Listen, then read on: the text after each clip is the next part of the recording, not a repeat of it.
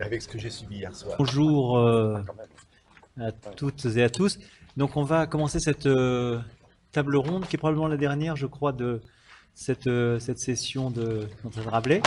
Mais, on a choisi de consacrer le no-tourisme dans ses différentes dimensions. Donc je vais dire dans quelques instants les dimensions que nous avons prévu d'explorer. Mais bien sûr, ça n'est pas exhaustif et grâce à votre présence, on pourra encore explorer d'autres aspects de cette question au fur et à mesure, évidemment, de vos réactions dans la salle, qu'on espère toujours aussi vives et fondées et spontanées. Donc, pour explorer cette question-là, on a demandé à quelques personnes de nous accompagner, en particulier donc Sophie Lignon-Armaillac, qui est professeure de géographie à l'université de Paris-Sorbonne. Je les présente succinctement, ces différents intervenants. Ils ont tous des titres et des qualités innombrables et vous allez découvrir au fur et à mesure de leur intervention. Moi, je vais être très synthétique, bien sûr. Anne-Sophie Le Rouge, évidemment, donc, qui est responsable de la communication et du vinotourisme. Vinotourisme, vous avez bien entendu, donc évidemment on va reparler de ces distinctions, vinotourisme et vinotourisme, à Interloire, qui est donc l'interprofession des vins de Loire. Monsieur Daniel Étienne Defay, qui est vigneron restaurateur, m'a dit que ça allait bien de présenter comme ça. Vous allez voir que derrière cette petite appellation se cache un grand bonhomme. Monsieur Robert Touchet, qui a aussi de nombreuses casquettes, mais qui est en particulier vice-président des cuisineries gourmandes. Il nous expliquera ce que cette qualité, cet engagement signifie pour un restaurateur reconnu à bonnes eaux, donc au cœur d'une très belle appellation, notoire, qui jouit d'une belle image, une très belle image. Et puis Jean-Max Manceau, qui est vigneron, président du syndicat d'appellation, donc AOC, depuis peu. On dit encore AOC, on a le droit de faire une petite rémanence sur ce terme. Chinon, donc non loin d'ici. Voilà, donc je le disais, donc, et moi-même, donc Hervé Hanin, je suis directeur de l'Institut des hautes études de la vigne et du vin, qui est la composante vitivinicole de Montpellier Supagro, l'école d'agronomie, l'école des ingénieurs agronomes de Montpellier. Donc les différentes dimensions, en tout cas celles qui nous ont paru peut-être les plus éclairantes, d'abord il y a une dimension de définition. On parle beaucoup de no-tourisme aujourd'hui. On va se demander ce qui a changé. Pourquoi est-ce qu'on en parle autant? Qu'est-ce que ça recouvre exactement? Est-ce que c'est la même chose que le tourisme viticole? Est-ce que c'est la même chose que le vinotourisme? Est-ce que c'est véritablement différent de ces routes du vin dont Sophie Lignon-Armaillac nous dira qu'elles ne datent pas d'hier et que certaines sont même très anciennes. Est-ce que, alors qu'il y a toujours eu des gîtes ruraux ou de l'accueil à la ferme, il y a une dimension quantitative aujourd'hui véritablement révolutionnaire ou évolutionnaire, et surtout une dimension qualitative. Est-ce que c'est autre chose? Faire de l'onotourisme, c'est autre chose. Je ne vous cache pas que ma conviction intime, mais que je pense partager avec beaucoup de nos intervenants, c'est que c'est effectivement autre chose. Et que dans l'onotourisme, pour faire vraiment de l'onotourisme, il faut faire bien la dimension ono, bien la dimension tourisme. Et c'est pas très simple déjà de faire chacune de ces deux dimensions, de l'accomplir correctement. Alors, les synergies, c'est toujours ce qu'il y a de plus difficile dans notre monde bien complexe. Et on sera toujours tiraillé entre l'idée de que chacun fasse son métier, ça sera déjà pas mal. Et puis l'idée des synergies, le 1 plus 1 égale 3, qui symbolise si bien ce que veut dire une synergie, comment arriver à faire un tourisme encore meilleur grâce à la dimension vitivinicole, et comment arriver à valoriser encore mieux nos vins, nos paysages vitivinicoles grâce au tourisme. On va se poser ces questions-là qui ne sont pas très simples, qui appellent des dimensions, d'abord des regards extérieurs. On parle aujourd'hui de benchmarking dans les milieux autorisés. En fait, c'est simplement du bon sens d'aller regarder autour de chez soi.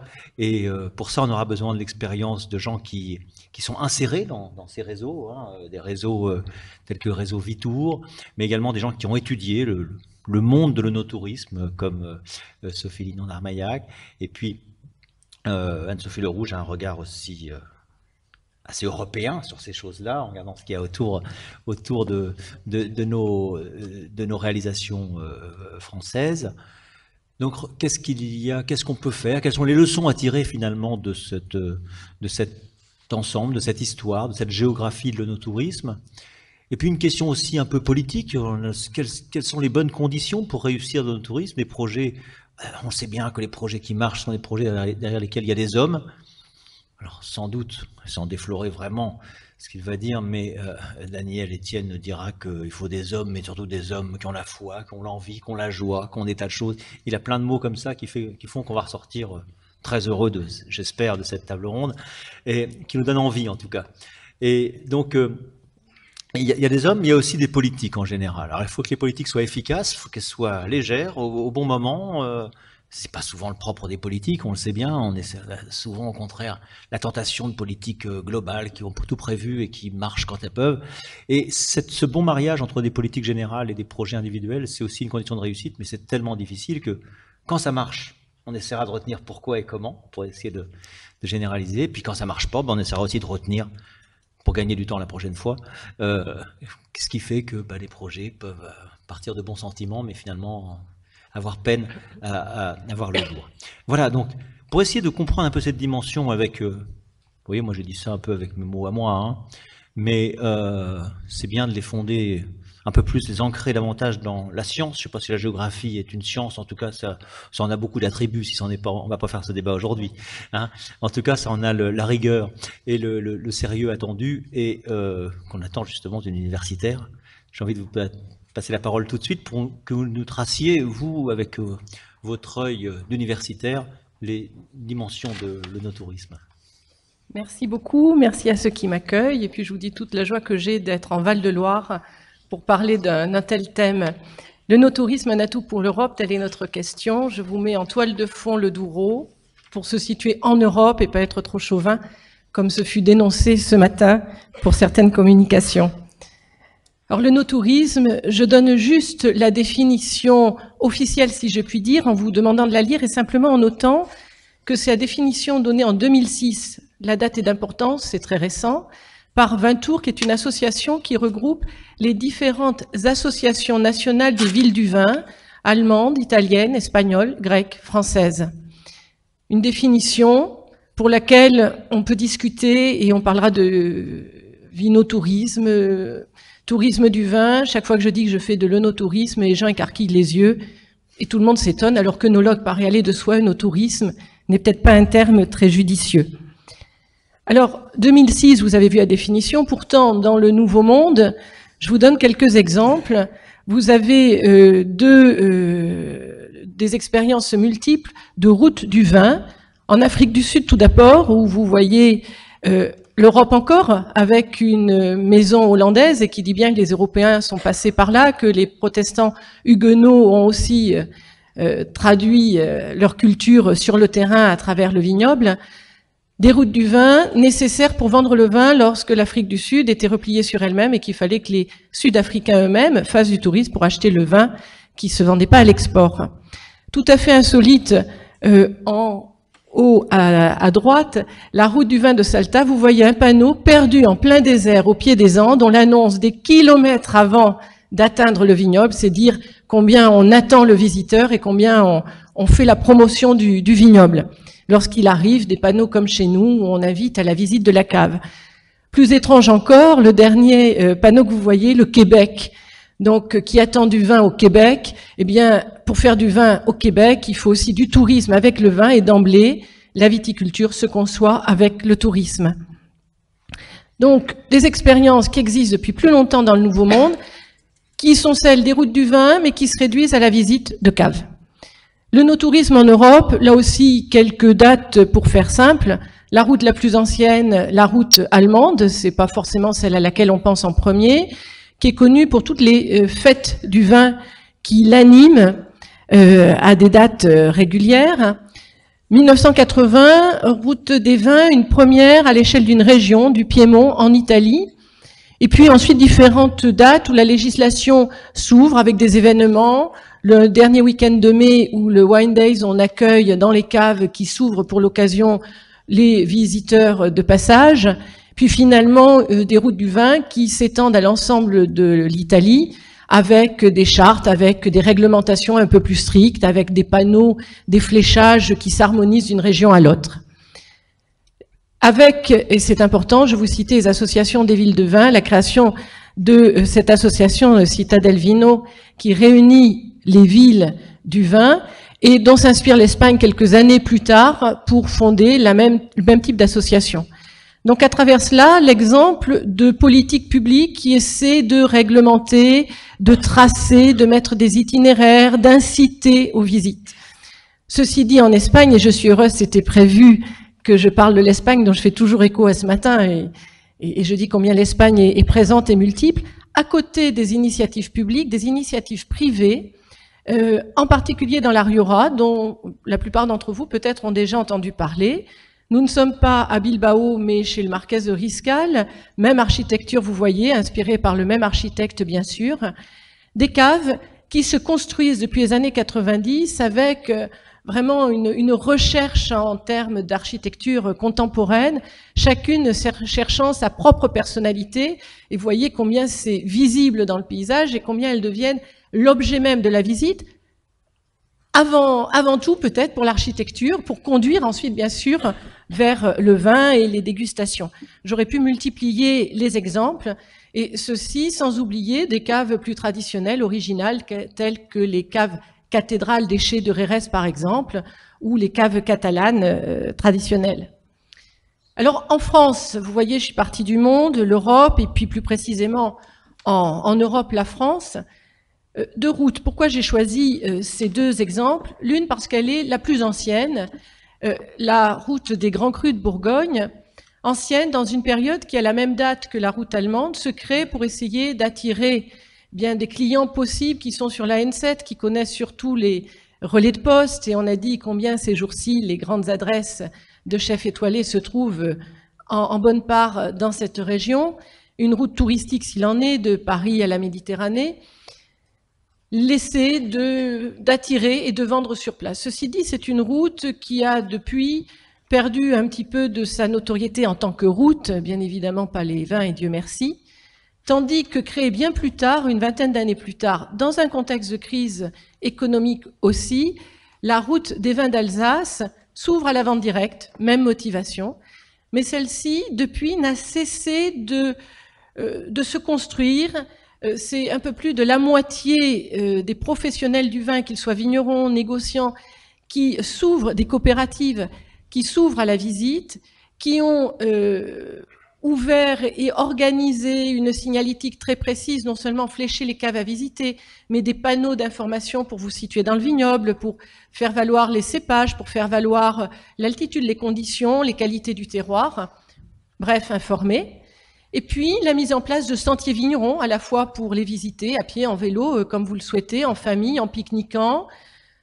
Autrement dit, l'Alsace ne cesse de multiplier une offre qui ne se résume pas à la visite d'une cave, qui ne se résume pas à un intérêt privé particulier de quelqu'un qui serait plus ingénieux que son voisin, mais véritablement un territoire qui est porté, pour le coup, comme en Bourgogne, par un site tout à fait remarquable, un coteau, donc un paysage qu'on peut, parmi les beaux paysages, et qui, pour une route, est tout à fait, vous le voyez, linéaire, donc facile. On peut partir du nord pour aller jusqu'à Thann, jusqu'au sud, et visiter plusieurs caves, ou une fois visiter une cave, aller manger dans Wisturb, aller faire une promenade digestive dans les vignes et finir au musée de Colmar.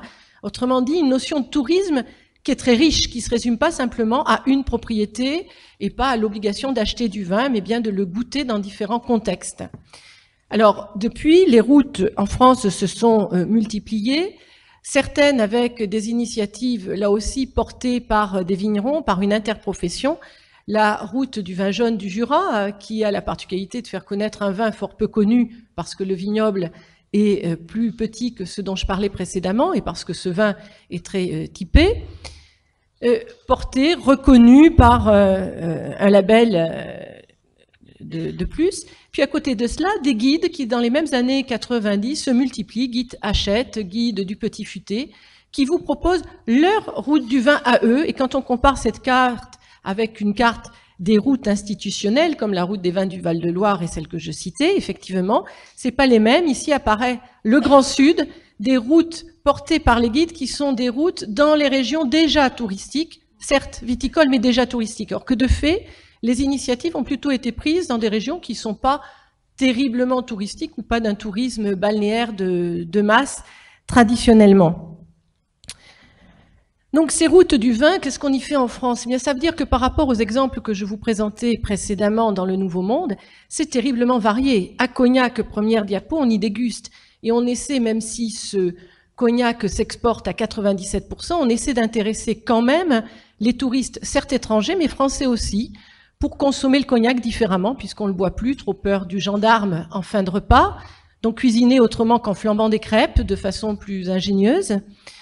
D'autres dans le Bordelais, dans le Médoc, qui n'est pas porté par un paysage aussi flatteur que le Val-de-Loire, l'Alsace ou la Côte d'Or, eh bien, des œuvres d'art dans les vignes, insolites, un château en toile de fond qui est repeint avec du bleu, des couleurs qui attirent l'œil. Ailleurs, en Bourgogne, à Nuit-Saint-Georges, l'Imaginarium pour attirer les familles, le musée des bulles, où les enfants sont invités et tout à fait joyeux d'être éclaboussés lorsqu'on leur parle du crément. Et finalement, rentrez, vous voyez, dans la culture du vin, et peut-être le no-tourisme est-il beaucoup plus que cette définition un peu institutionnelle et dont personne ne saurait me la reciter telle qu'elle, comme je vous la présentais en début. Le no-tourisme en France et d'une façon plus large en Europe, eh bien c'est peut-être ces chances multiples de découvrir la culture du vin plus que le vin. Dans la culture du vin, il y a bien sûr le vin, déguster le vin, cuisiner avec le vin, mais il y a une histoire, il y a des terroirs, il y a une multitude de paysages, et lorsqu'on est l'Europe, bien au-delà de la France, et au-delà même des 3 grands pays viticoles et touristiques, ce qui est un atout supplémentaire, eh bien, je finirai peut-être en vous disant que la question première qui était « le no-tourisme est-il un atout pour l'Europe ?» Je dirais que l'Europe est un atout pour le no-tourisme. Nous avons toutes nos chances, mais il y a de nombreuses expériences qu'on va partager maintenant. Certaines vont faire des petits, se multiplier, d'autres, trop isolés peut-être, vont disparaître. Le tout va sans doute se structurer et je pense qu'il y aura un bel avenir pour le no-tourisme. Alors je finissais pour vous dire que je ne suis pas une chauvine ni française. Je parle de l'Espagne et je suis bordelaise et c'est sur ce beau paysage de la Côte d'Or que je vous laisse, un rayon de soleil pour espérer dans le no-tourisme.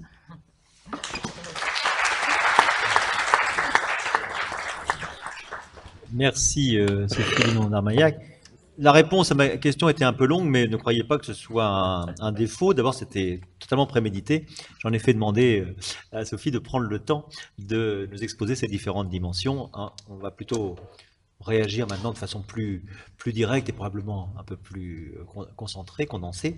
Et d'ailleurs, sur cette même question, j'ai envie d'entendre un petit peu tout le monde. Alors, évidemment Anne-Sophie Le Rouge, non seulement parce que ladies first, comme on dit, mais aussi parce que, d'entrée de jeu, en venant dans un colloque consacré à l'onotourisme, en tant que responsable du vinotourisme, ça prête quand même le flanc. C'est quoi la différence? En fait, c'est vraiment aujourd'hui qu'on a lancé ce mot-là. Donc, en discutant, en arrivant tout à l'heure, on a écouté en fait les touristes nous parler du tourisme du vin. Et on leur a posé la question, on leur a dit, pour vous, le no-tourisme, ça évoque quoi?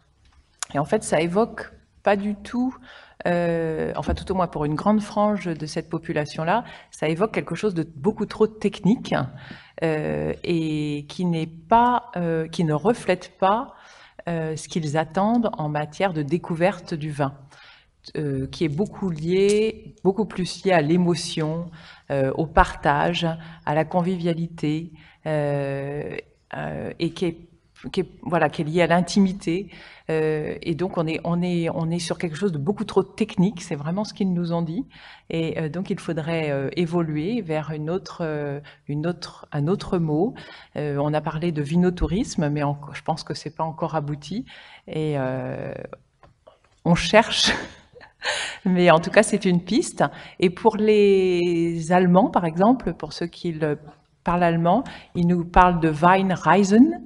Donc je pense que ça c'est intéressant, c'est le voyage, hein, la dimension voyage est importante.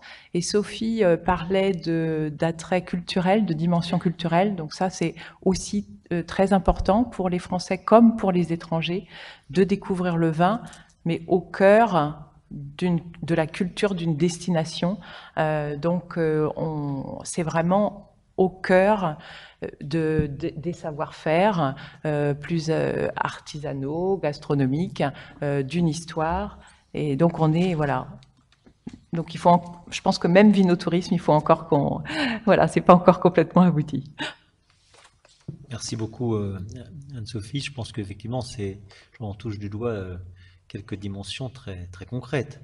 On voit bien qu'à la fois on réussit ces opérations de no-tourisme que si on les prend avec sérieux dans toutes leurs dimensions, avec les synergies, aller chercher la culture, l'histoire. La complexité est au cœur du débat là. Hein.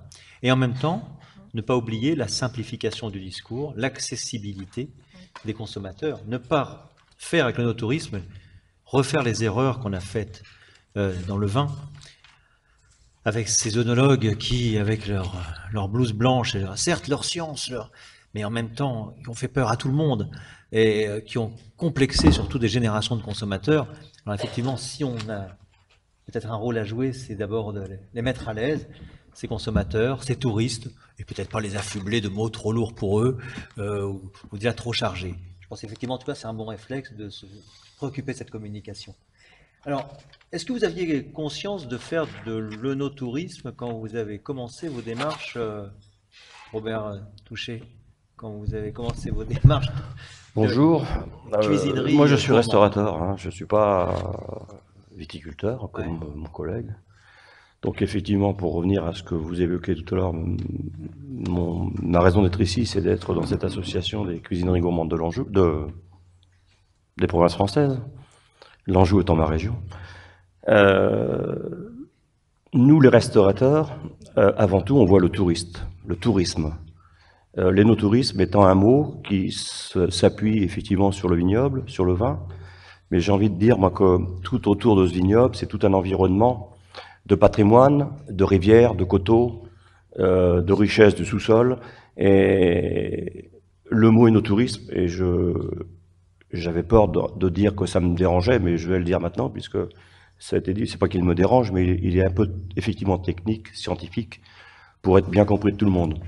Les viticulteurs l'apprécient parce que effectivement ça les amène à une notion d'accueil du tourisme, et non pas du tourisme dans un sens commercial, hein, c'est aussi de découvrir comment la vigne est menée, comment le sol est travaillé, comment les vendanges sont réalisées. Et on le voit, on l'avait vu cette année pour cette saison viticole, de vendange, où il y a eu un engouement un peu plus, peut-être aussi porté par les médias, sur je vais faire les vendanges une journée. Et donc, est-ce que c'est des non-tourismes? Certainement.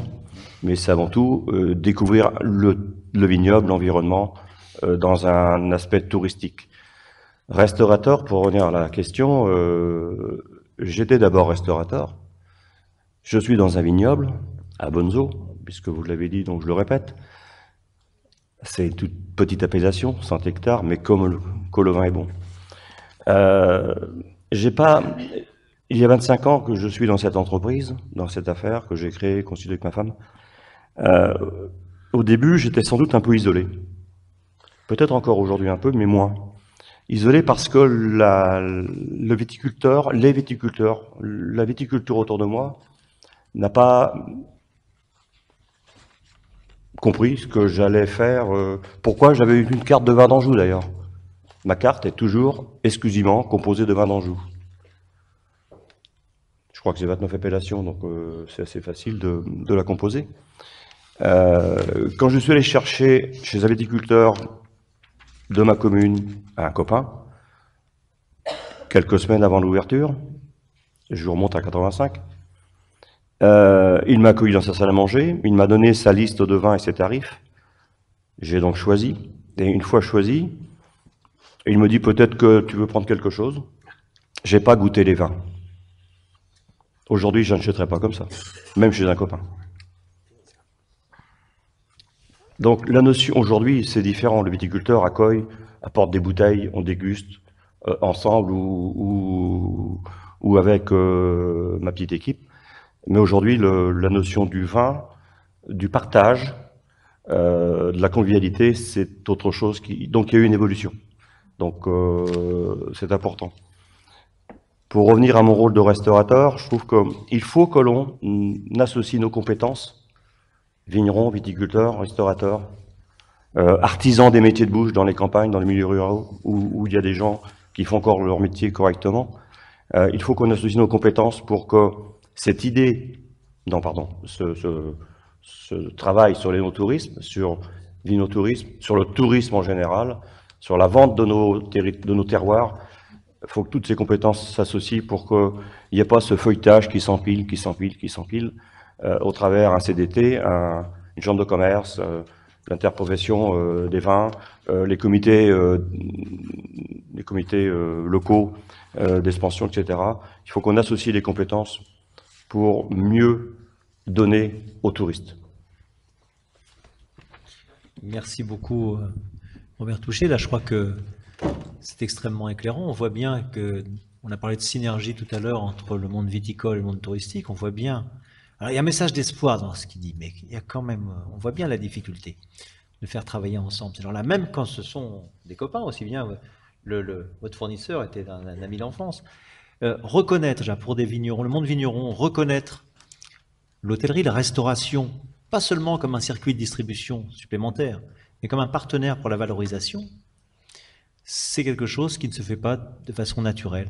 Alors votre message est en même temps un message plutôt d'espoir, parce que vous dites maintenant ça ne se ferait plus différemment, et on rentre vraiment dans le no-tourisme quand véritablement on est en partenariat, qu'on comprend la même chose, qu'on comprend qu'on va ensemble, vignerons, professionnels du tourisme et de la restauration, valoriser les vins, mais pas seulement les vins. Valoriser les vins, c'est pas seulement les vendre, c'est les valoriser justement, leur donner cette dimension culturelle, c'est ça. On nous a souvent dit que nous étions la vitrine de la viticulture. J'aimerais encore plus que ça, quoi. Voilà. Donc, c'est pas si facile que ça. Et moi, j'aime bien justement ces exemples très concrets, parce que c'est pas toujours évident. Alors, sauf parfois, ça peut être plus facile quand on est soi-même vigneron et restaurateur. Alors, c'est un peu le cas, c'est même exactement le cas de Daniel Étienne Defay. Alors, enfin, ça pourrait sembler plus facile, sauf qu'il faut faire 2 métiers. Mais quand on va l'écouter, on va s'apercevoir que c'est pas 2, c'est plutôt 10. 10 métiers à la fois. Donc, on va lui demander d'être un peu concis, mais quand même de nous donner ce que ça veut dire quand on rassemble tout ça sous une même famille, sur un même projet d'un même homme, finalement. Ce qui est assez original. Lui, on va l'écouter, vous aurez sûrement le même sentiment que moi, peut-être. C'est-à-dire qu'il est tout à fait exceptionnel à porter tout ça tout seul. Lui, il dit non, pas du tout. Tout le monde peut le faire. Alors, à vous de juger. Bon, alors je n'ai pas fait de discours, je n'ai pas pris de notes. Je suis venu comme un vigneron vient, c'est-à-dire avec quelques bouteilles dans le coffre, mais malheureusement, je n'en ai pas pour tous. Ça commence mal, hein.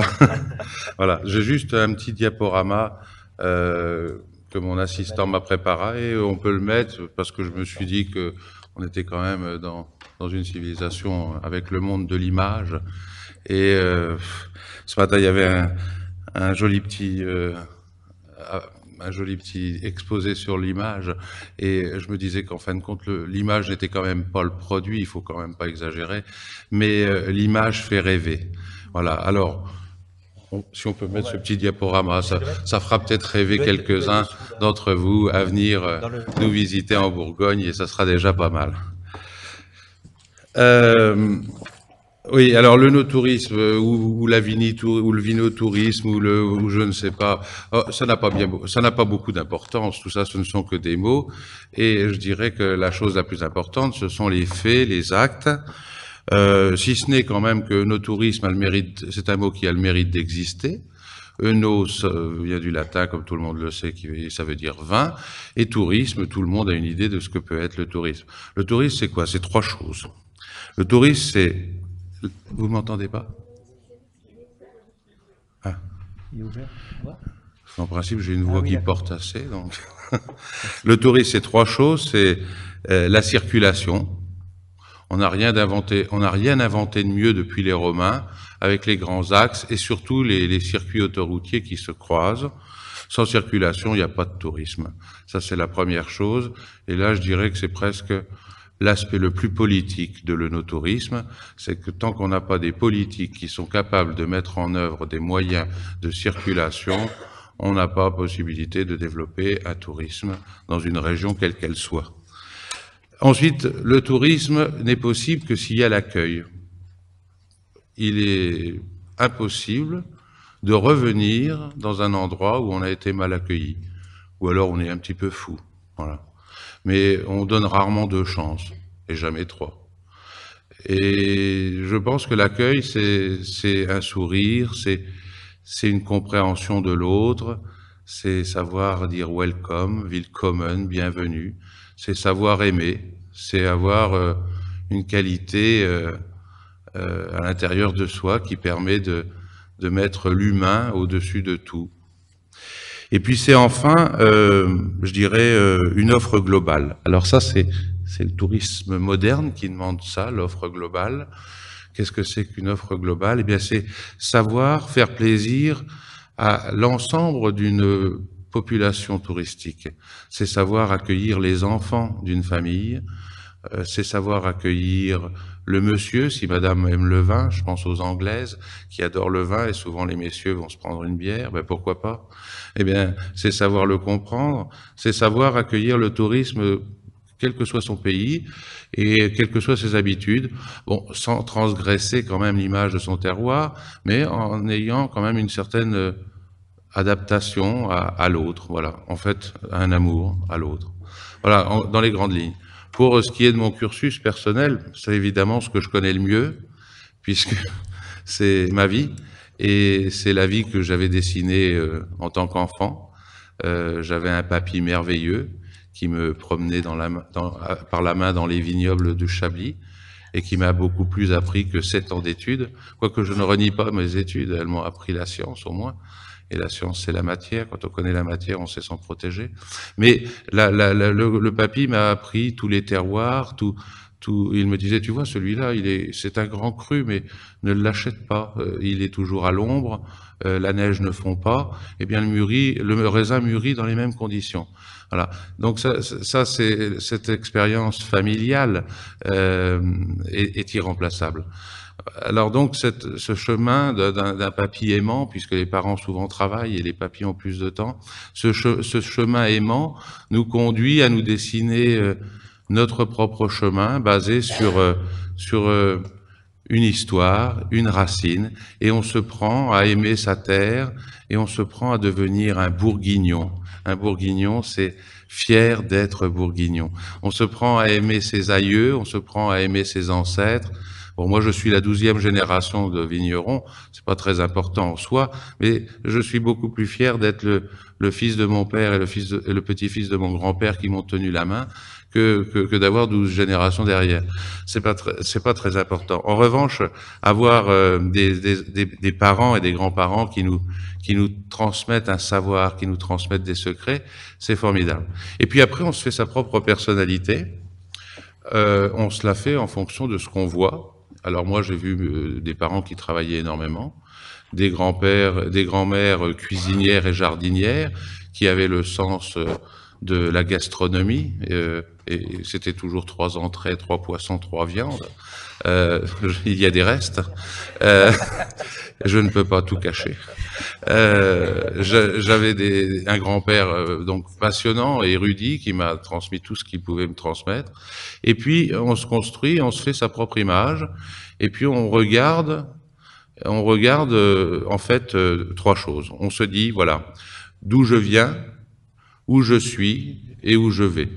C'est ainsi qu'on peut, enfin c'est ainsi que moi personnellement, j'ai construit mon cheminement, et donc je savais très bien d'où je venais, je savais très bien ce que j'avais appris, je savais très bien où j'étais, c'est-à-dire que j'étais un petit peu en désaccord avec mon papa qui lui disait le vin s'exporte, eh bien exportons, ne nous embêtons pas à ouvrir une bouteille pour en vendre une.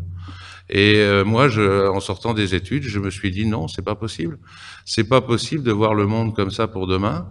Le vin, ça se partage.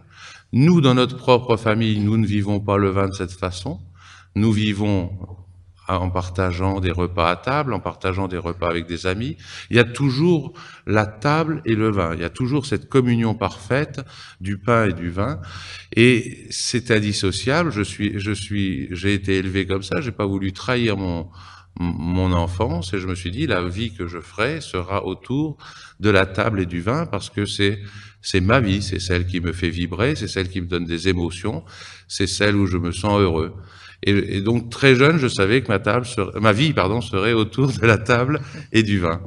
Et puis, après, il y a tout ce qu'on aime en plus. Bon, moi, gosse, j'étais passionné d'architecture romane et cistercienne. Si mon père m'avait payé des études, j'aurais fait des études d'architecture dans ce sens. Malheureusement, dans ma famille, on ne paye des études que si on veut devenir œnologue, sinon basta, rien. Donc j'ai suivi mon petit bonhomme de chemin sur le chemin de l'agronomie, de la viticulture et de l'œnologie, mais en étudiant l'architecture romane et cistercienne la nuit. Et puis voilà. Et puis donc j'avais pas fini encore mes études, que un très beau domaine s'est trouvé à être en vente sur le Chablisien. Je n'avais que 18 ans. J'avais encore 4 ans d'études, 5 ans, oui. Et mon père m'a dit, tu termines tes études, je ne t'aiderai pas. Donc, je me suis retrouvé devant un banquier qui m'a dit, mais au moins il va vous cautionner. Et je lui ai dit non. Donc, j'ai acheté le domaine, j'ai construit une petite cave, j'ai employé un ouvrier, tel un fou, voilà, alors que j'avais encore beaucoup d'études à faire. Et puis, en fait, c'est la plus belle chose que j'ai fait de ma vie, puisque il faut toujours oser, et puis il faut mieux commencer tôt que tard. Et quitte à se prendre des claques, il faut mieux les avoir jeunes. Mais ça a marché, je me suis fait mon petit bonhomme de chemin, mon domaine a eu une bonne réputation, parce que très vite j'ai fait du vin à contre-courant. On était dans l'époque où Chablis faisait des vins, enfin on y est toujours d'ailleurs, où Chablis faisait des vins jeunes à boire jeunes, pour plus des supermarchés que des grandes tables.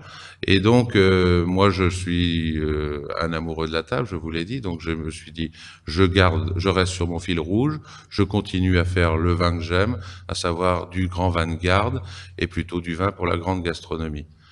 J'entends l'auberge dans la grande gastronomie, que tout le monde se rassure, mais la grande gastronomie, ça peut être un simple bistrot. Voilà. Mais donc, je me suis mis ce programme en tête. J'ai eu une jolie réussite. Alors, je l'avoue, grâce aux journalistes. Je l'avoue, il faut jamais cracher dans la soupe. Hein, il faut toujours reconnaître qui nous aide. Et les journalistes m'ont beaucoup aidé. Et ils ont été ébahis qu'un jeune fasse du vin de vieux et fasse du vieux vin pour vieux. Alors voilà, c'était assez amusant. Et puis en réalité, ça a fait beaucoup de bruit et puis ça a marché. Et puis alors très rapidement, je suis revenu à Thômes et donc je me suis dit bon, c'est pas possible de ne pas avoir une maison qui accueille nos touristes. C'est trop facile cette histoire de l'exportation. Il faut vous dire qu'en 1985, il n'y avait aucun caveau de vigneron à Chablis, aucun. Vous veniez à Chablis en 85, c'était absolument impossible de déguster un verre de Chablis si ce n'est au bistrot. Donc, je me suis dit, on va ouvrir un caveau de vigneron. J'ai ouvert le premier caveau de vigneron de Chablis, le 1er avril 85. J'ouvre tout le 1er avril. J'avais acheté ma première vigne le 1er avril 78, voilà. Et c'est parce que le poisson se marie très bien avec le Chablis. Voilà. Et donc j'ai ouvert ce caveau. On a eu un succès, je l'avoue, énorme, gigantesque, royal. Et les gens, mes amis, mes collègues, après 3 années à m'avoir plutôt critiqué, en me disant pourquoi tu t'embêtes, c'est tellement facile à exporter. Bien, au bout de 3 ans, ils ont changé d'avis, ils se sont mis à ouvrir des caveaux, et 5 ans après, on en comptait une vingtaine. Voilà. Mais c'était très bien. Moi, personnellement, je l'ai jamais pris comme une concurrence. Au contraire, je l'ai pris comme une réussite dans le sens que Chablis devenait enfin une terre d'accueil comme je l'avais tant souhaité. Alors, j'étais très heureux. Et puis, je me suis dit, maintenant, c'est pas fini parce que tout ça c'est bien joli, mais recevoir du tourisme sans une table, parce que nous n'avions pas de restaurant à Chablis, eh bien, nous étions qu'un petit bourg pauvre de la Bourgogne. Eh bien, c'était pas concevable d'avoir une table sans restaurant. Et donc, j'étais à la Jeune Chambre économique, j'ai créé une commission, et avec une douzaine de copains vignerons, on a mis la main à la poche, on a emprunté 80 fois plus à la banque, on s'est racheté un vieil hôtel-Dieu, et on a construit une hostellerie de luxe. Je suis allé sélectionner avec mes talents de gourmand un jeune chef qui était mal placé, mais qui avait du talent, et 6 mois après, on avait l'étoile Michelin. Voilà, donc ça y est, on était sur un nouveau chemin de Chablis terre d'accueil et de gastronomie, car c'est indissociable, le vin et la gastronomie ne peuvent pas être séparés. Et puis après, il y a eu plein de choses. Alors après, j'ai racheté des quartiers entiers pour les sauver, qui devaient être à l'abandon, des quartiers du 9e, 10e et 12e siècle, tous de romans ou cisterciens, et puis on a commencé à les restaurer avec des compagnons du bois et de la pierre, et ça m'a mis une dizaine d'années. J'ai restauré également le vieux château de Chablis, où je vis désormais. Et puis, j'ai voulu ouvrir ces lieux au public, parce que c'était pas du tout dans un esprit capitalisant, c'était justement, encore une fois, pour partager. Donc, on a décidé d'ouvrir un autre restaurant. Mais alors, le restaurant de mon cœur, plus le restaurant d'un guide, comme vous l'avez bien compris, mais le restaurant de mon cœur. Et le restaurant de mon cœur, c'est le restaurant de mon enfance, de mes grands-mères, de ces moments de bonheur et de joie. Un restaurant où je ne gagnerai jamais d'argent, bien entendu, mais qui est dédié à ma vie, à mon enfance, et à ma culture et ma passion du vin. Donc j'ai d'abord essayé de trouver un grand chef, parce que c'est difficile de demander à un petit chef de faire des grandes choses, on peut demander à un grand de faire des petites choses, mais pas l'inverse. Donc j'ai débauché, je l'avoue, un grand chef qui avait 2 étoiles Michelin, et qui avait 2 relais châteaux, un à Courchevel et un à Brive-la-Gaillarde. Et je lui ai offert, grosso modo, tout ce qu'il avait, et puis tout ce qu'il n'avait pas et dont il rêvait. Et donc, il est arrivé dans notre petit bourg, et je lui ai demandé de quitter ce bagage des étoiles pour rentrer dans ce nouveau monde de la bistronomie, on pourrait l'appeler ainsi. Et on a fondé, dans ces caves millénaires que je venais de finir de restaurer, on a fondé un restaurant au nom bien séant qui s'appelle La Cuisine au Vin, en souvenir un petit peu à Bourville, voilà, mais qui était quand même plus approprié vu mon métier. Et on fait une cuisine vraie, sincère, pure, du jour, une cuisine fraîche, complètement axée sur le terroir, sans fioritures autres, une cuisine minute, un peu lente, je l'avoue, mais minute. Et tout est fait au dernier moment, même les légumes sont épluchés au dernier moment, il n'y a quasiment pas de mise en place. Voilà, ce qu'auraient fait nos grands-mères avant de nous accueillir à leur table. Alors, je suis évidemment très heureux de partager ça avec quelques clients que j'appelle plutôt mes amis, puisqu'on limite à 25, 30, parfois 35 personnes, mais il ne s'agit plus de restauration, c'est de l'amitié, là, à ce niveau-là. Et puis, tout autour du vin, alors et bien entendu avec des recettes traditionnelles au vin, les fameux œufs en meurette, mais qui chez nous sont faits au Chablis, au vin blanc, donc, et comme fioriture, il y a un petit peu de truffe dessus, enfin, bon, pas mal de spécialités qui font qu'on a un joli succès. Et dans une période de crise, puisque ce restaurant a 5 ans, dans une période de crise, j'avoue que ça va pas mal, puisqu'on avait fait plus 20% il y a 3 ans, plus 35% l'année dernière, et cette année, on doit être à plus 120%. Voilà. Ouais, il faut suivre. Ouais. Alors, ce petit restaurant va bien. Alors, l'effet TVA, on n'en a pas beaucoup parlé depuis 2 jours. L'effet TVA, je peux vous dire que quand on joue le jeu, ça fonctionne. Nous, notre explosion depuis juillet n'est due qu'à l'effet TVA. On a mes prix étaient très étudiés et puis j'avais pas envie de gagner de l'argent là-dessus. Donc, on a baissé tous les menus et l'essentiel des plats. Et alors ça fonctionne tellement bien qu'on a presque un inconvénient, c'est qu'au lieu de recevoir des touristes, maintenant, ce sont des locaux qui viennent et reviennent et reviennent et reviennent. C'était pas tellement le but, mais bon, tant pis, c'est comme ça. Mais l'effet TVA, quand on baisse la TVA, je le dis à mes amis et collègues, puisque j'en ai reconnu quelques-uns, je peux vous dire que l'effet TVA fonctionne très très bien. En clair, c'est plus 35, plus 40% de chiffre d'affaires. C'est quand même pas rien, sachant qu'on a baissé de 12%. Voilà. Et puis, autour de ça, je me suis dit, on peut pas s'arrêter là, donc on a fait un hôtel. Excusez-moi, je monopolise un petit peu.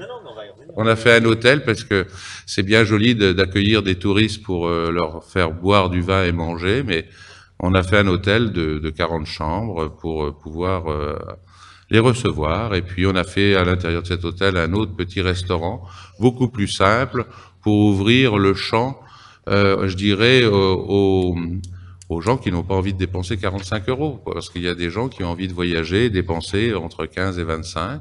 Il faut savoir dire welcome aussi à ces gens-là. Donc dans cet hôtel, il y a une petite restauration de qualité, mais simple et peu onéreuse. Puis on a ouvert également 2 autres bars à vin. Et puis on a ouvert une autre cave à Vézelay, parce que c'est un site que j'aime beaucoup, et une autre à Troyes, parce que je suis en train de restaurer un vieux quartier cistercien dans Troyes. Et puis voilà, un autre petit bureau de communication à Londres, et puis encore plein de projets. Alors là, les nouvelles choses, c'est les spécialités gastronomiques qui sont en train de mourir. Donc là, je rejoins nos amis de Slow Food dans l'idée. C'est vrai que nous avons un patrimoine, il faut le préserver. Par exemple, chez nous, à Chablis, on avait l'andouillette de Chablis. Autrefois, elle était faite au Chablis. Aujourd'hui, le Chablis coûte très cher, donc elle est faite sans Chablis. Alors ça, je veux être un résistant devant ces choses-là. Donc je me suis associé avec un petit labo et on refait l'andouillette de Chablis tirée à la ficelle au Chablis, comme il y a un siècle. Et ça marche bien. On refait également les escargots de Bourgogne au Chablis, ça c'est la recette de ma grand-mère. Je me suis associé avec un autre labo qui cette fois est à Dijon et ça marche bien. Et puis là actuellement on vient de faire un gros boom dans le monde de l'épicerie fine en France avec une exceptionnelle moutarde au Chablis. La moutarde des riches autrefois était faite au vin et la moutarde des pauvres était faite au vinaigre. Et il y a aujourd'hui un autre problème, c'est que 99,7% de la moutarde française est faite avec des graines canadiennes qui coûtent 12 fois moins cher. Alors j'ai rien contre les Canadiens, d'ailleurs mon caviste à Chablis est canadien, mais franchement ça n'a rien à voir avec la graine bourguignonne. La graine bourguignonne, elle a une niaque incroyable. Et elle a une force incroyable. Et quand vous mettez du vin là-dessus, ça lui donne une douceur et une finesse et d'une subtilité incroyable. Et là, vous avez une grande moutarde. Donc, on a un très très très belle réussite. Et tous ces produits constituent ce que j'appellerais ce pack œnotouristique où il y en a un petit peu pour tout le monde. Et puis en ce moment, on est en train d'ouvrir une galerie d'art aussi autour du vin et de la gastronomie, de façon à ce que les gens puissent... tout le monde n'aime pas le vin, donc pour pouvoir divertir les gens. Voilà, et puis il y a d'autres choses. Nous avons fait des projets pour les jeunes. On va y revenir. Voilà. Vous comprenez bien? Merci. Comme je vous l'avais annoncé, c'est tout à fait reproductible. Hein. Absolument. C'est absolument reproductible. Il suffit d'avoir l'amour de son prochain, dit voilà, et commencer sans argent. Voilà, il suffit d'avoir quelque chose qui est quand même finalement peut-être le plus difficile aujourd'hui, c'est un banquier qui prête sur un projet. Voilà. Et ça c'est un vieux souvenir, ça existait avant. Pour les plus jeunes, c'est pas possible d'imaginer. Mais effectivement, il y a eu des banquiers qui prêtaient sur des projets, donc voilà. C'est quand même une époque sans doute. Oui, ceci dit, après c'est du step by step. Hein. Ah oui, bien sûr. Ouais. Mais enfin, c'est vrai qu'une des grosses difficultés de nos tourismes, on l'a bien compris, c'est de faire travailler ensemble des gens qui sont issus de milieux différents. Et vous dites, c'est très simple, il suffit d'être soi-même. Vigneron, cuisinier, architecte, urbaniste, hôtelier, homme de marketing. Une chance que l'autoroute Paris-Auxerre était déjà construite, sinon je pense que vous l'auriez fait. C'est mon projet. Voilà. Mon projet, c'est celle de Troyes-Chablis-Bourges. Voilà, sinon on imagine bien que ça ne vous aurait pas échappé. Si quelqu'un peut m'y aider... J'aimerais bien. Alors, on se revoit D'accord. très vite.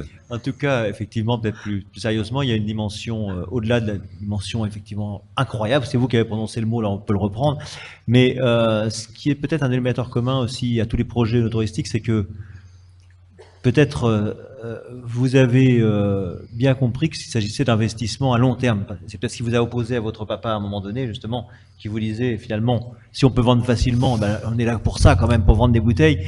Et vous avez dit, on n'est pas là que pour ça, on est là aussi pour investir dans une dimension globale. On voit bien que le tourisme recèle cette dimension de globalité, même s'il faut sans doute la simplifier.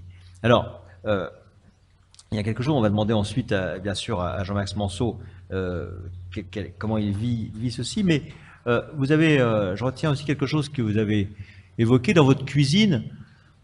Vous avez dit, mais nous, on présente des produits avec une certaine déontologie, des produits qui sont cuisinés, des produits frais, des produits qui sont cuisinés à la maison, et ça, c'est justement la philosophie des cuisineries gourmandes. Absolument. Je suis cuisinerie gourmande. Alors, vous êtes cuisinerie gourmande. Monsieur Robert Touchet en est le vice-président. Donc il y a 70 membres je crois, actifs. Où est-ce qu'on en est aujourd'hui et quelle est la philosophie et en quoi ça sert le no-tourisme, la cuisinerie gourmande? Cette association existe depuis 1983. Et effectivement, Daniel Etienne fait partie de cette association depuis une année ou deux. J'avais pas. C'est la deuxième fois que je le rencontre, hein, et je crois que là, il n'y a aucun doute. Il correspond à 200% aux critères de sélection.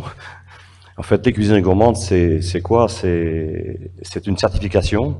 Ça veut dire que il y a un cahier des charges, hein, un référentiel qui nous oblige certaines, j'allais dire contraintes. Pour moi, c'est pas des contraintes, c'est au contraire des critères de qualificatifs, hein, de choix de produits, puisque on a l'obligation d'utiliser des produits frais et de préférence sur notre terroir de proximité.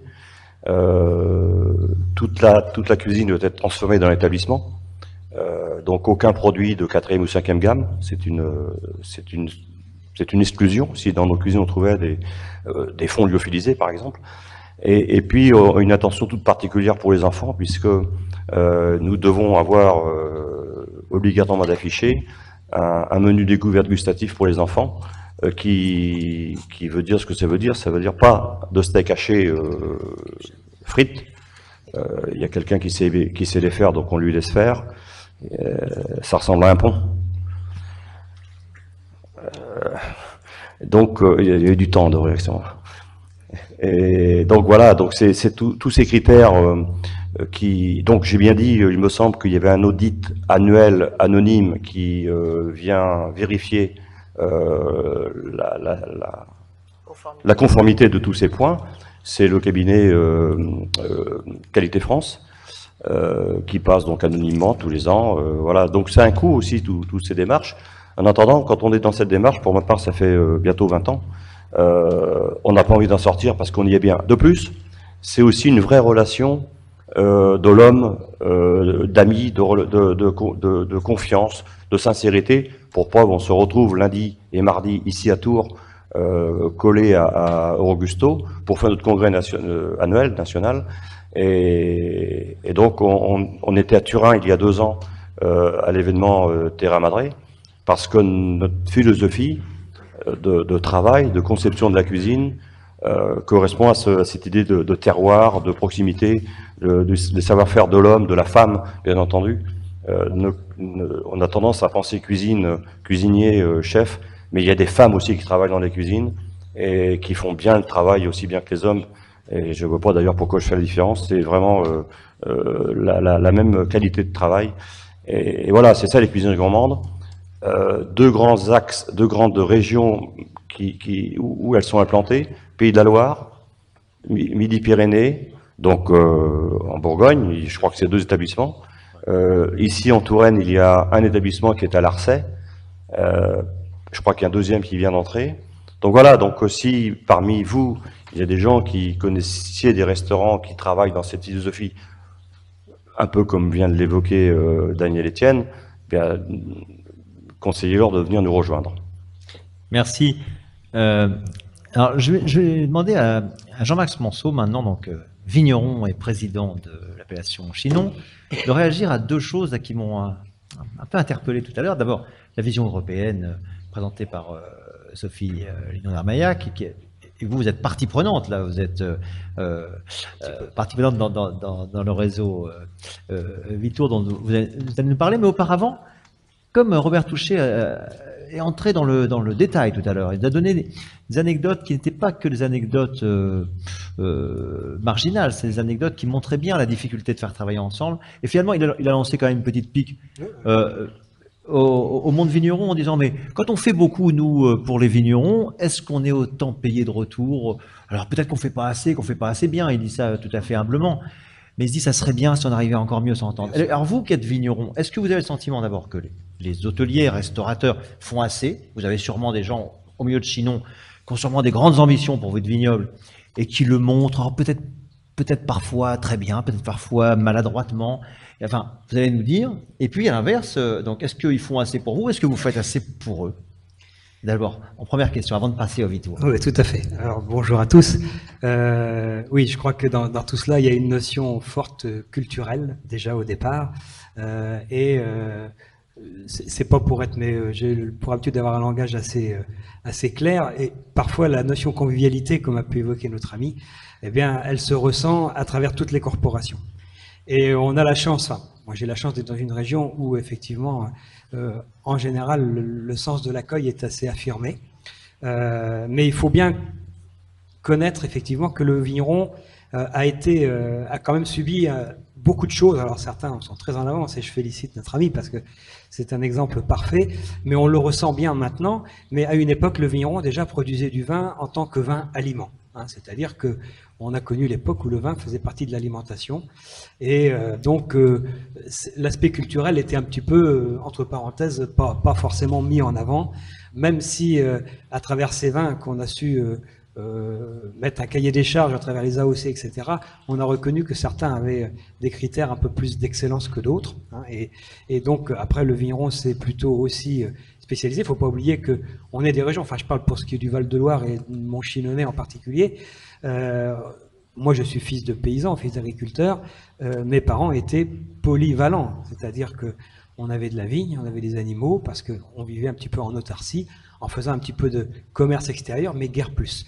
Et il y a aussi, historiquement parlant, des appellations qui ont eu une histoire différente et qui ont fait qu'elles se sont développées différemment par rapport à d'autres. Chez nous, dans le Val-de-Loire, ce sont plutôt des petites appellations qui ont une originalité forte, et aujourd'hui on essaie de mettre ça vraiment en avant, et je crois que c'est ce que beaucoup d'entre vous, beaucoup de clients apprécient, mais il faut savoir qu'on n'avait pas une force comme a pu avoir le Bordelais à travers ses négociants qui étaient souvent d'ailleurs étrangers, hollandais, anglais, le commerce anglais. On a parlé du Porto tout à l'heure, où c'est vraiment les Britanniques qui ont développé le commerce de ces vins. Il y a nos amis champenois qui effectivement, eux, le négoce a pris en main parfaitement le commerce du vin, il l'a fait connaître dans le monde entier, et on en connaît la réussite aujourd'hui. Nos amis bourguignons ont eu cette culture aussi de négoce. Dans le Val-de-Loire, pas tellement. Et effectivement, si on a un peu patiné dans le temps, c'est peut-être parce que les vignerons se sont un peu refermés sur eux-mêmes et avec peut-être un manque de vision extérieure. Bon, mais l'esprit quand même de convivialité était très fort et je le ressens beaucoup. Et dans ce que nous a dit tout à l'heure notre ami, il y a deux choses. Il y a la passion, bon, même s'il faut maîtriser la passion en permanence, mais cette passion, elle donne envie de faire beaucoup de choses et il faut effectivement vivre cette passion et il faut être authentique. Et je crois qu'aujourd'hui, vu l'évolution des choses, bon, les régions comme nous, je prends l'exemple de Chinon, on n'a peut-être pas suffisamment souffert pour se remettre en cause. Il y a eu peut-être, pour certains, un certain, comme vous disiez, votre papa, tout va bien, finalement, pourquoi tu t'embêtes à faire ça? Parce qu'à exporter, ça s'exporte tout seul et ça marche bien. Alors pourquoi t'ennuyer? Alors, il y a eu un peu ça, je crois, à une certaine époque. Il faut oser.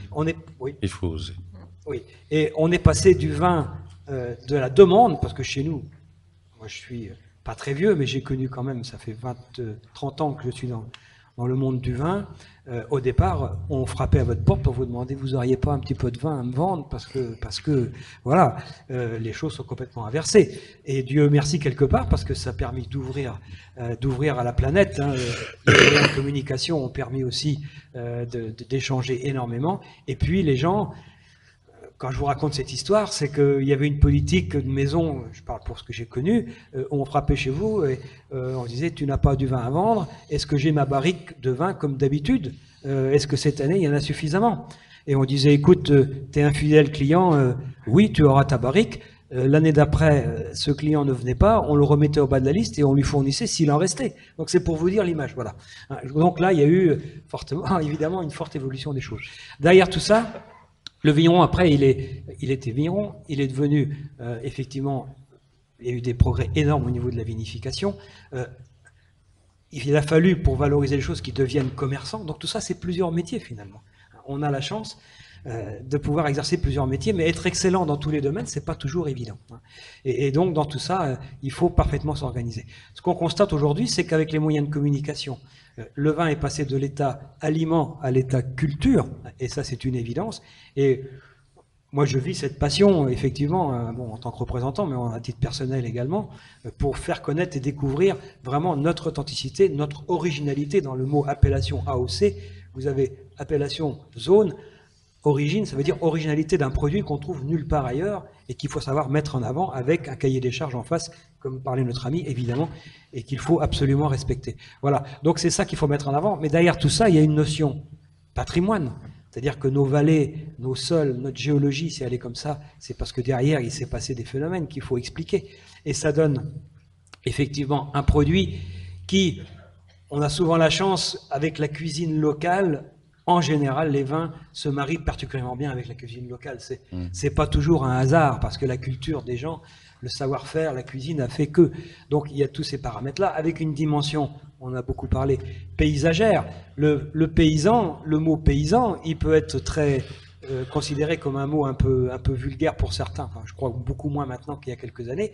Mais le terme paysan, il y a le mot paysage, paysager. Hein, donc c'est lui qui entretient cette nature et qui se doit de la transmettre aux générations après. Donc c'est là où on arrive dans la notion de durabilité, ça revient très à la mode. Moi, ça me fait un petit peu, quand je regarde tout ce qui se passe aujourd'hui, je me dis finalement, on n'a rien inventé. Mais effectivement, il faut être là au bon moment pour faire le bon travail. Et aujourd'hui, on se rend compte que qu'est-ce que les gens veulent? Cette authenticité, quand ils viennent chez vous, ils veulent vraiment votre gueule, alors votre produit aussi, mais à travers votre savoir, votre environnement, votre paysage, tout ça. Donc ça, c'est de la richesse. Et pour terminer, vous m'avez coupé, je ne sais plus ce que je voulais dire. Pour terminer, je voulais dire, il y a une notion qui va fortement se développer et qui est en notre faveur du mot vinitourisme ou vinotourisme ou onotourisme, c'est les circuits courts. On commence à parler dégagement de CO2, etc., etc. Et je crois qu'effectivement, c'est important pour une région de développer tous ces paramètres. C'est un atout formidable. Nous, Val-de-Loire, on a la chance qu'il y ait un tourisme énorme avec nos châteaux. On a du patrimoine, on a de l'histoire, on a plein de choses. Donc tout ça, il faut que tout le monde travaille. Alors, la relation avec la restauration, on a toujours été, nous, assez privilégiés à travers nos amis restaurateurs. C'est-à-dire qu'on est, ça, je disais tout à l'heure, c'est culturel, on est une appellation qui a toujours été largement commercialisée au niveau de la restauration. Et effectivement, il y a beaucoup d'échanges qui se font entre la restauration. Alors, c'est pas toujours officialisé, je dirais, par papier, quoi. Mais il y a des allers-retours assez forts, et ça, c'est important, et ça permet d'aller plus vite aujourd'hui. Mais vous avez bien compris, effectivement, on ne doute pas, hein, il existe des établissements de qualité en matière de restauration en Val-de-Loire, c'est certain, et dans la zone de Chinon en particulier. Mais on a bien vu tout à l'heure la distinction que nous fournissait avec son anecdote Robert Touchet. C'est-à-dire, est-ce que la relation que le monde vigneron entretient avec ce monde de la cuisine, de la restauration, est aussi synergique que ça? On peut toujours je reprends un peu les termes, est-ce que vous faites assez pour eux, est-ce qu'ils font assez pour vous? Écoutez, je crois que personne ne fait assez l'un pour l'autre. Bon, qu'est-ce qu'on peut faire de mieux alors? Voilà, on peut faire forcément comme mieux. Qu'est-ce que vous pouvez faire mieux et qu'est-ce que eux peuvent faire mieux? Et c'est en général gagnant-gagnant. Donc il n'y a pas de problème. Donc oui, il y a beaucoup à faire. Des produits onotourismes. Bon, personnellement, moi, j'ai un projet de produits onotourisme en route où ça va lier différents paramètres par rapport à mon environnement local. Les batelleries, patrimoine, paysage, j'en ai parlé. histoire, on est riche en histoire et gastronomie, donc le tout lié avec le vin, évidemment. Donc voilà, ça fait partie. Donc chacun, après, adapte son produit par rapport à son propre environnement, et là, c'est un atout formidable. Ouais, là, je voudrais intervenir pour répondre un tout petit peu à la question et donner mon opinion, si vous me permettez. Entre la restauration et le monde viticole, je suis issu du monde viticole et je suis arrivé à la restauration. Et je me suis posé exactement la même question que vous êtes en train de nous poser. Je me suis dit, qu'est-ce qui ne va pas entre les deux? Parce qu'il y a quelque chose qui ne va pas. Il y a un grand amour. On ne parle que de nos fusions. On ne parle que de ces accords mévins qui nous font vivre et vibrer. Et il y a pourtant, de temps en temps, des distorsions. Eh bien, moi, je vais vous le dire, c'est très simple. Encore une fois, c'est pas compliqué. Ce n'est qu'une histoire de prix. Toujours, c'est l'argent. Pourquoi? Parce que le vigneron se dit, eh bien, le restaurateur se plaint, mais pourtant, je lui fais 25% moins cher qu'au particulier. Et le restaurateur, il se dit, mais moi, si je fais pas un coef 4 ou 5, je vais pas gagner ma vie. Il n'a pas pensé à gagner un peu d'argent sur ses produits de restauration. Je suis désolé, hein, cher ami et collègue, mais je pense qu'il faut raisonner, il faudra bien qu'un jour, la restauration se tourne aussi vers le vin avec un regard un peu plus aimant. Voilà, un peu plus aimant. On va y aller step by step, encore une fois, et qu'elle diminue ses coefficients de façon à redonner une place au vin à sa table. Mais il y a déjà beaucoup de gens, beaucoup de bons chefs le font, mais il va falloir faire un effort. Et remonter peut-être le prix des menus et redescendre le prix des vins. D'autant plus qu'aujourd'hui, on peut remonter un peu le prix des menus, vu que notre président a promis de ne plus toucher à la TVA. Bon, ça, je devrais pas le dire. Mais voilà, le vin est trop fortement coefficié, mais le vin sans la nourriture, c'est plus la peine d'aller au restaurant, et la nourriture sans le vin.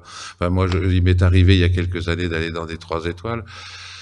Non, j'y vais toujours d'ailleurs, mais ils sont presque tous clients, donc c'est facile. Mais j'arrive et je vais pas le citer, je veux pas lui faire de tort, mais c'était certes à midi, mais j'étais la seule table sur 9 à boire du vin avec mon épouse, et les gens avaient Châteldon, Badois, enfin, je n'ai rien contre les marques, mais et contre les origines, mais tout de même, est-ce qu'on va dans un 3 étoiles Michelin pour boire de la Châteldon ou de la Badois et dire ah non, moi je prendrais bien de la Châteldon, elle est quand même moins gazeuse que la Badois. Non, on va pas là-bas pour ça. C'est d'une grande tristesse. Eh bien pourquoi? Eh bien pourquoi? Parce que mon propre vin chez cet homme-là était à Coef 12. Coef 12, vous imaginez? Donc vous imaginez que je vais pas le citer, hein, j'ai pas envie de le perdre. Mais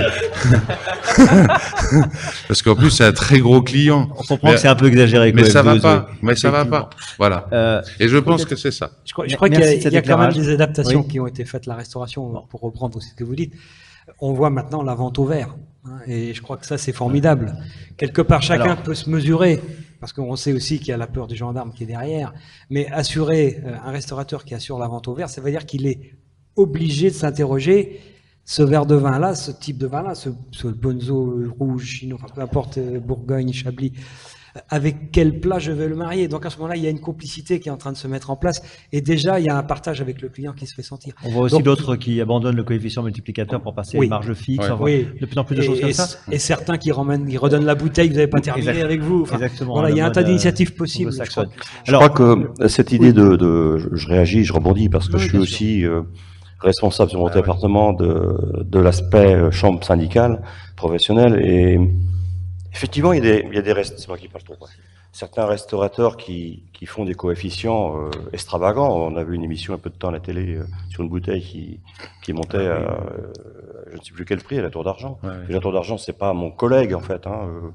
Moi, je suis restaurateur en milieu rural, plutôt traditionnel. Et moi, j'ai pas envie de faire la critique et la guerre à ces restaurateurs. Enfin, ceux-là, bon, ils m'appartiennent pas, mais c'est pas là. Chez nous, enfin, dans notre type de restauration, mes collègues, cuisiniers gourmandes, je parle, on n'applique pas ces coefs-là. Moi, j'ai pas de vin plus de 25 € la bouteille sur ma carte. Alors, si c'est trop cher, faut le dire, mais Non. je fais autre chose. Non, c'est pas cher. C'est pas là-dessus que mon problème sur les viticulteurs. Quand je dis respectons les compétences et les métiers de chacun, moi je n'accepte pas que le viticulteur fasse à manger dans sa cave. Voilà, ça c'est un pavé dans la mare.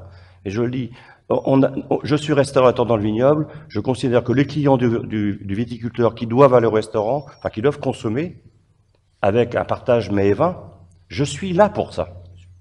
Je crois Et non pas accueillir 80 clients dans une cave qui n'est pas adaptée au niveau du matériel, qui n'a pas les conditions sanitaires, qui n'a pas les conditions d'hygiène. Je parle pas de... Il est restaurateur, mon collègue. Ouais.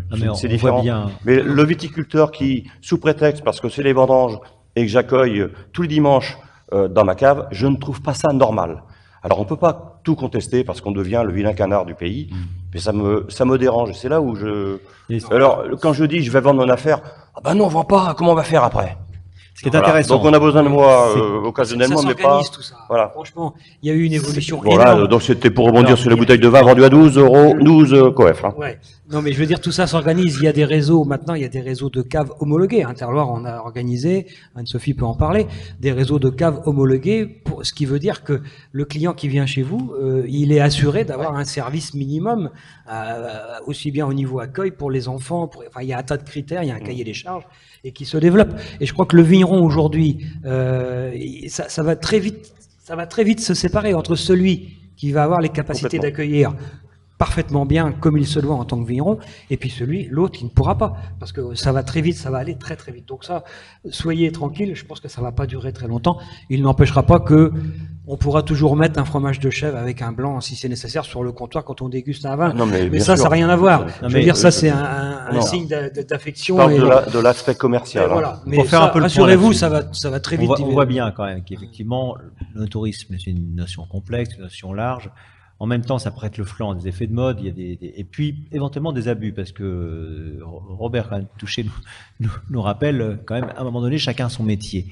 Alors, évidemment, ça peut paraître complètement antinomique avec ce que nous a démontré Daniel Etienne, mais au fond, je crois que vous êtes complètement d'accord, parce qu'en fait, ce qu'il veut dire, c'est que si on ne prend pas toutes les précautions, toutes les démarches, on ne met pas tout le professionnalisme derrière, un vigneron qui est déjà, vous avez... Jean-Marc, vous avez bien fait de le rappeler, c'est déjà un vigneron, c'est déjà quelqu'un qui fait 2 ou 3 métiers. Alors, en faire un 4e ou un 5e, finalement, quand même, on peut le faire. On peut même en plus retaper les abbayes, mais ça suppose quand même de mettre le paquet et de passer les bouts de nuit derrière. On ne peut pas improviser ça, et je crois que vous êtes tous d'accord. Il faut travailler, ça c'est sûr. Il faut beaucoup travailler. Donc ça, c'est quelque chose de très important. C'est vrai que le métier de vigneron est très complet, puisque on est d'abord des défricheurs. Il y a un vigneron célèbre dans la salle là que je vois là, qui a quelques châteaux dans le Val-de-Loire et qui est un véritable défricheur qui vient d'en ouvrir à Chinon. Bon, bah, c'est un exemple concluant d'une réussite, hein, il faut le saluer, bravo. Mais voilà, c'est déjà un défricheur, on ne plante pas de la vigne n'importe où. Il vaut mieux arracher une vigne là où ça fait pas bon pour la planter là où ça fait bon. C'est ce que les moines cisterciens nous ont appris au XIIe siècle. N'oublions pas de le répéter à ce jour. Alors, moi, c'est déjà ça. Ensuite, il faut choisir le plan. Très rapidement. Hein, c'est votre domaine. Voilà, justement, moi, tout ça, je suis bien convaincu de l'intérêt de tout ça et de la difficulté des synergies. Mais ce qui m'intéresse à un moment donné aussi, avec ma casquette un peu marketing, c'est aussi du point de vue du consommateur. Parce que le consommateur, il ne doute pas qu'il y a des tas de démarches entreprises. Tout le monde là cherche à faire bien, cherche à faire mieux que ses parents et ses grands-parents. D'une certaine façon, il parvient. Mais alors, pour être encore mieux reconnu, on crée des labels, des certifications, des cuisineries gourmandes, et à l'heure de l'heure, le consommateur, le touriste, il se dit, mais comment je m'y retrouve là-dedans? Moi, je veux aller passer 3 jours en Val-de-Loire, je visiterai bien 2 châteaux. Est-ce que c'est trop demandé aujourd'hui d'aller visiter 2 châteaux, de faire un coup de vélo, de visiter 1 ou 2 vignobles et de manger 1 ou 2 fois? Très bien. Si j'ai 3 jours, franchement, c'est tout le bonheur que je me souhaite, de dégager 3 jours et de faire partager ça à ma famille qui ne m'accompagne pas partout dans mes activités. Mais pour faire ça, il faut quand même être un héros aujourd'hui, malgré tous vos efforts. Et c'est ça qui est un petit peu effrayant, parce qu'on ne manque pas de... Hein, franchement. Alors, je pense que tu exagères un peu, Hervé. Tant mieux. Je me réjouis d'exagérer. Mais évidemment, Anne-Sophie, là, j'attends une belle perche. Mais en fait, je vous l'attends aussi à tout le monde, parce que je crois qu'on va passer aussi des questions où vous êtes en même temps tous au moins autant consommateurs, peut-être un peu de tourisme, de vin, j'imagine, j'espère, hein, évidemment, de bonne cuisine aussi. Donc voilà, vous voyez à peu près les démarches qui sont les nôtres. Est-ce que je présente Laurent? Alors évidemment, on a aussi le représentant de Vitour.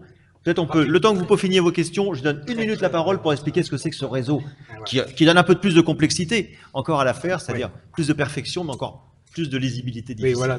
Donc vous avez tous entendu parler, je pense, du patrimoine mondial de l'UNESCO, et vous n'êtes pas sans savoir qu'une partie du Val-de-Loire est inscrite au patrimoine.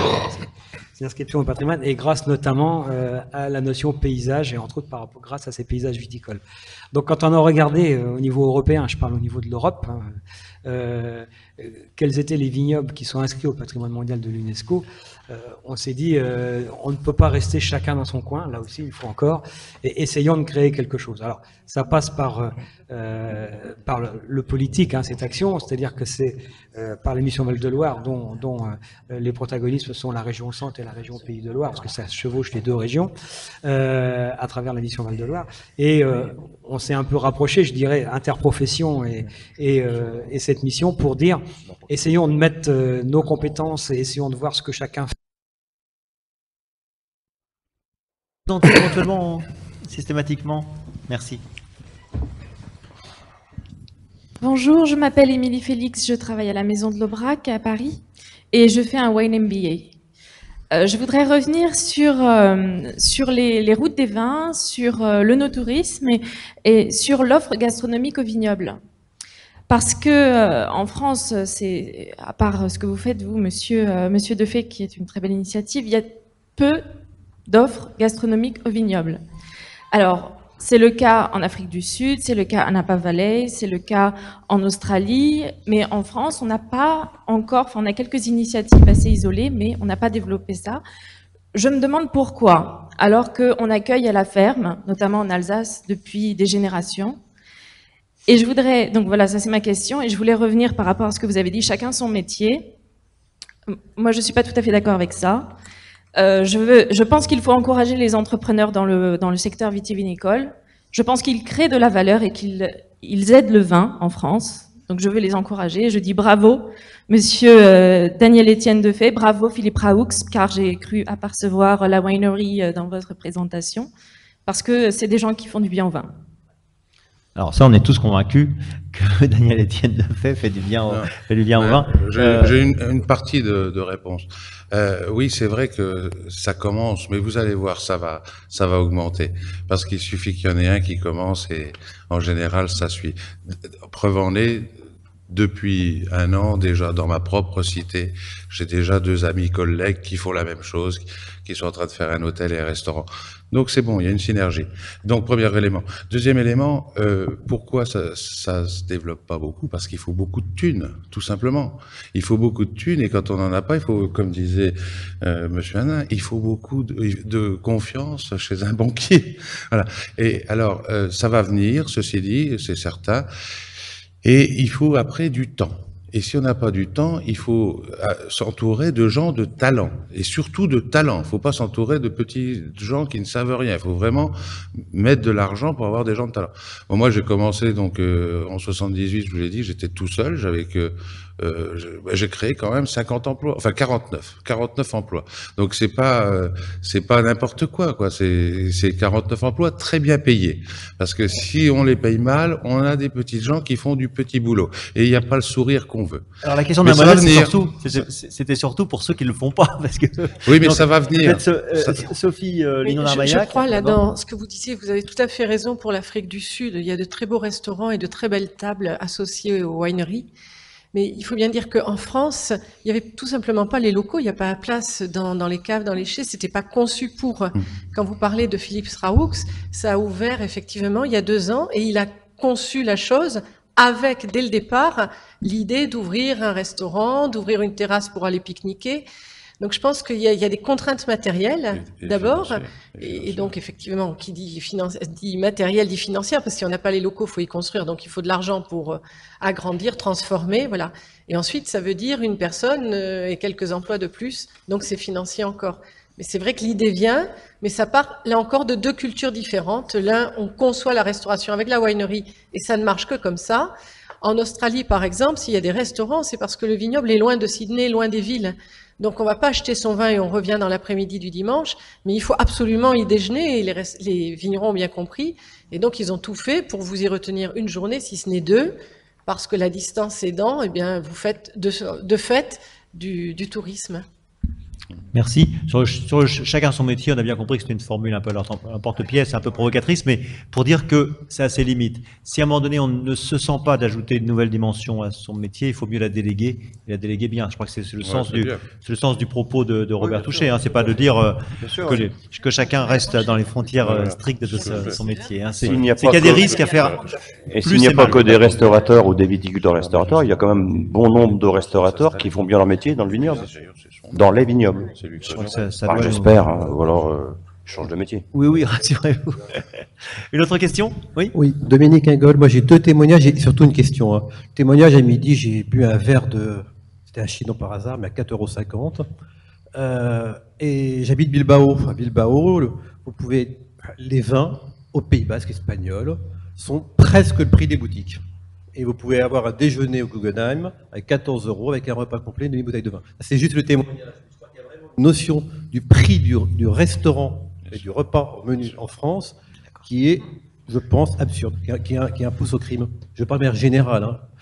Moi, la question que j'ai surtout, c'est par rapport à la question de l'œnotourisme, du vinotourisme. Je me réfère à un document d'Audit France, maintenant à Tout France, qui était récemment sur la visite des caves et du problème des enfants. Et effectivement, moi j'ai une grosse question, qu'est-ce qui peut être fait pour les enfants qui sont, quand je dis apparemment, en toute certitude, un public qui n'est pas très bien accueilli dans les caves, puisqu'il ne faut pas leur... Alors, on a 2 réponses. Là, il y a Robert Touchet qui a une réponse un peu là-dessus. Et puis, évidemment, Daniel Etienne, il a pensé à ça aussi parce qu'il pense à tout. Alors, Robert. Pour les enfants, au niveau du restaurant, encore une fois, moi je ne parle pas de la cave. Hein, donc en restaurant aujourd'hui, un certain nombre, tout au moins dans notre mouvement cuisinerie, nous avons un accueil. Alors, il n'est pas matérialisé nécessairement par un espace, mais nous avons des cahiers de coloriage ou des espaces extérieurs où l'enfant peut gambader en toute sécurité. Et surtout, nous avons un menu particulièrement adapté à l'enfant, en fonction de ce qu'il a, de son plaisir gustatif, tout au moins de ce qu'on va pouvoir lui faire aimer. Voilà, c'est tout pour les enfants, ce que l'on peut dire, nous, au restaurant. Peut-être complété par Anne-Sophie? Oui, je peux donner un éclairage de quelque chose qui se fait en Alsace, notamment. L'univers ou l'Institut du goût, je ne sais plus le titre exact, a créé des mallettes pédagogiques qui sont distribuées dans les caveaux, dans les domaines. Donc, ce sont des mallettes, vous ouvrez, et puis il y a des jeux, il y a des coloriages, il y a toute l'information autour de la vigne. Et les domaines, donc les producteurs, ont ça à disposition et peuvent l'animer avec les enfants. Puis il y a ça, c'est vraiment, je pense, très intéressant. Puis sinon, plus simplement, il y a, vous savez, les jeux avec les senteurs. Donc nous, on a un certain nombre de caveaux qui ont ce genre de choses, dégustation des jus de raisin. Donc il y a une prise de conscience, en tout cas, par les viticulteurs, me semble-t-il, que c'est important d'intégrer les enfants très tôt. Il y a aussi des initiatives avec des écoles, des échanges entre viticulteurs et écoles, où on apprend à presser le raisin. Voilà, donc je crois que ça se multiplie un peu partout. Moi, j'en entends beaucoup en Val-de-Loire.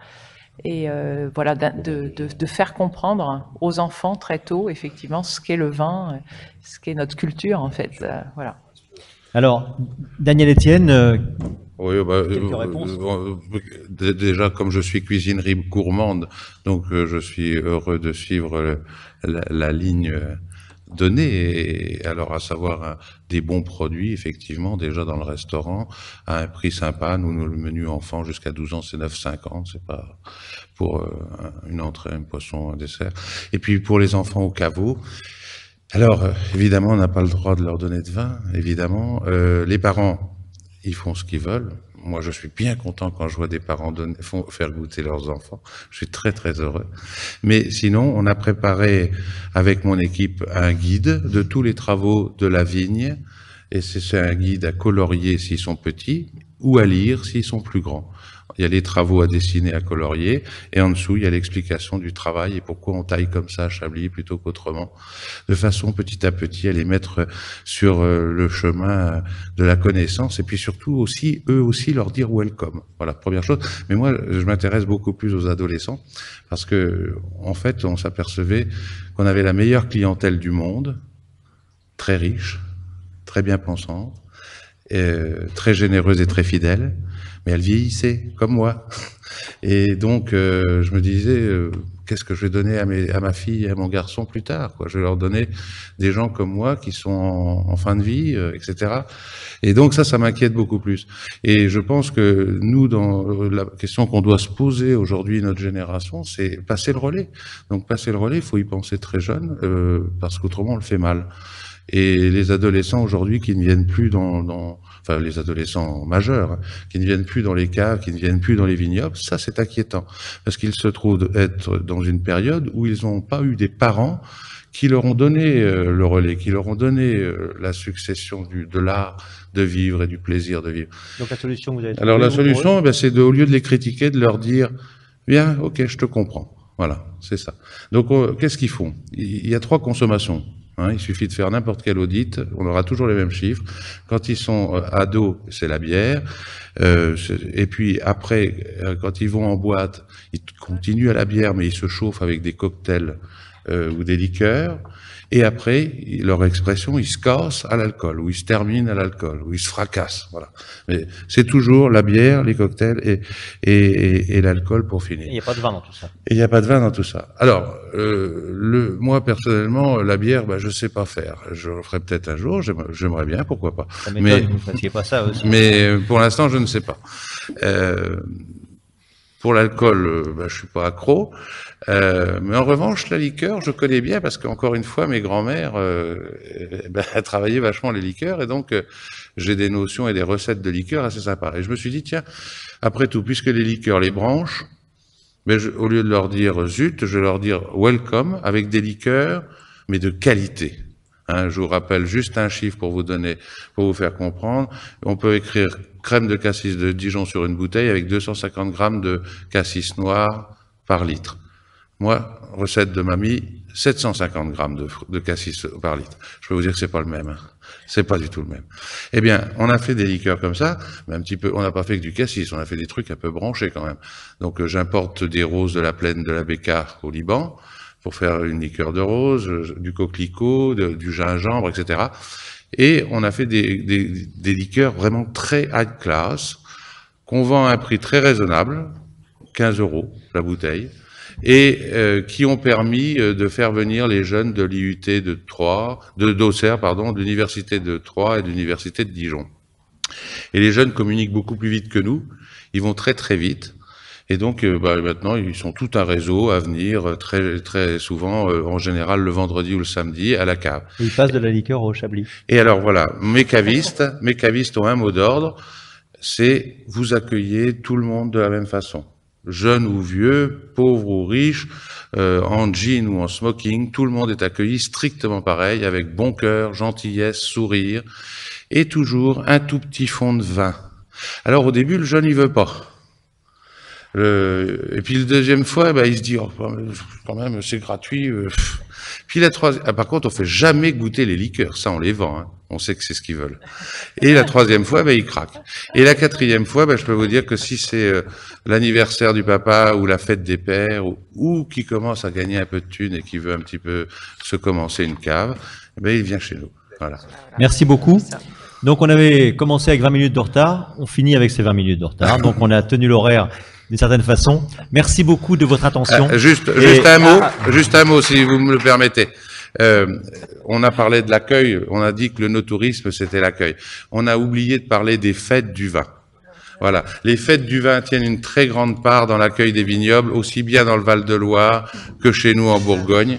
Donc chez nous, hein, je peux parler de Oui. chez nous, le 6 et 7 février, il y a une très grande Saint-Vincent qui s'appelle la Saint-Vincent tournante du Chablisien. Je vous y invite tous, vous allez voir ce que ça veut dire accueil. En tout Parce cas, que là, ça fait 2 ans que les mamies du village préparent 3 millions de fleurs et à 100 âmes, on va recevoir 40 000 personnes en une journée. là, vous nous provoquez vraiment par le bon sens Bienvenue. du terme. Merci à tous et à toutes. Pour À bientôt continuer. et l'année prochaine sur le thème peut-être de la